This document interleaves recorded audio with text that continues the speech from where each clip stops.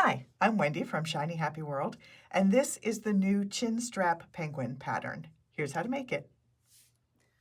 All right, this is the video showing how to assemble the Chinstrap penguin pattern if you are not using a light box. So I've got all of my pieces prepared, and what that means is I have fused the pattern to the back side of my fabric. This is paper-backed fusible adhesive. I use Heat and Bond Light for all of my quilts. Then I cut all the pieces out on the solid lines. Don't count this solid line. He's an anomaly. I'll show you to explain that in a second. So the solid line is to cut all of the pieces apart. These dotted lines are placement guides. Those show you where other pieces are going to sit. This should have been a dotted line too. I just forgot to include it. So that'll be fixed in your pattern. I just drew it in so you can see where the beak goes. So the thing that is a solid line here is a line that you are going to need to transfer over to the other side of your fabric, but it is a stitching line, not a placement guide. So a Chinstrap penguin has a little line that goes under his chin. He looks like he's wearing a little helmet with a chin strap, and so this is a line that you're going to want to stitch. So I've transferred, you can see with a pencil here, all of the placement guides because I don't want to run the risk of any of those lines showing through my fabric. But this is a line that I transferred just using Sharpie. It's a fine tip Sharpie. It's a permanent pen, but that is okay because we're going to stitch over that with black thread and you will never see that line again. So here's how we put it together. We're going to start with that big body piece. And I'm going to align, let me get that black thread out of there, that'll show through. I'm going to align this line at the bottom edge of the penguin with this straight line at the raw edge of my block. And I do this because I want it to look what I call snapshot style. So I want it to look like I've snapped a photo of this penguin and I've just zoomed in on his face. So he has a bottom part of his body, it's just not, it's cropped out of the photo. And to get that look, I want this bottom edge to be caught in the seam allowance when I sew the blocks together, and that'll give that look.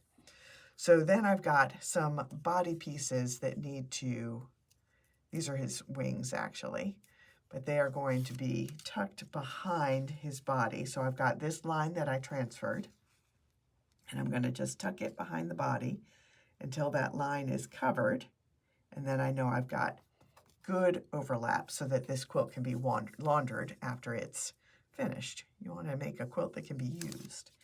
I'm going to do the same thing on this side.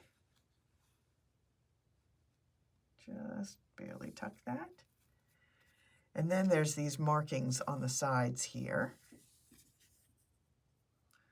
And I've got all of the pieces are numbered, and there's a placement guide that looks like this. So this will tell you, because you could think that this one goes over here, but 4 goes on this side. So use that guide if you need help. A lot of times it's pretty obvious which piece goes where, but in this case, it could fit either way. There's one. And then we'll do this one on this side.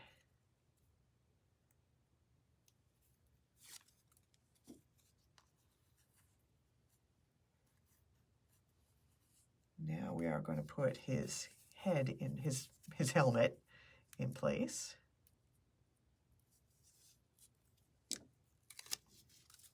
Again, we're just going to cover up that line.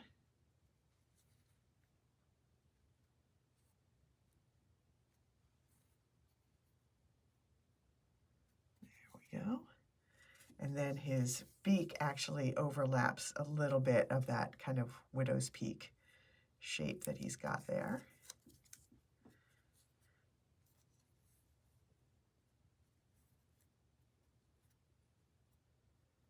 There we go. And now he just has his eyes.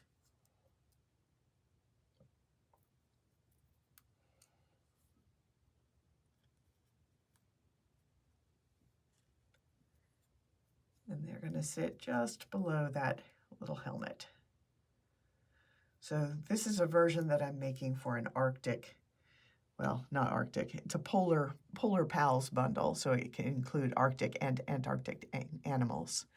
But I'm making it all in kind of soft colors, and so it's not, I didn't use black and white, although they are black and white penguins. But I'll show you another version at the end where he is made in actual black and white. So I'm going to take this over to my ironing board and fuse everything down, and then I'll do all of the outline stitching, and then I'll bring it back here and show you the finished penguin and a couple of other color versions that I made. All right, here is one finished Chinstrap penguin. I just love the name. He does look like they're wearing a little helmet with a little chin strap on him. So I made this one in classic black and white on a colored background, but I've made a couple of other color versions too.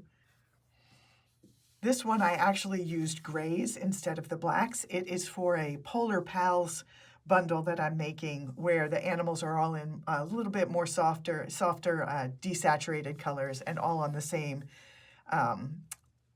hue of blue in the background.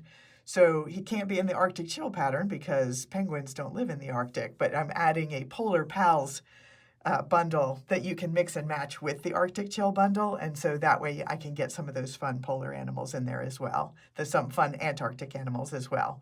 But I've got one more version I made. This one is just classic black and white on an icy gray background. So that is the new Chinstrap penguin pattern. You can get it at Shiny Happy World. I'm Wendy, and I will see you next time.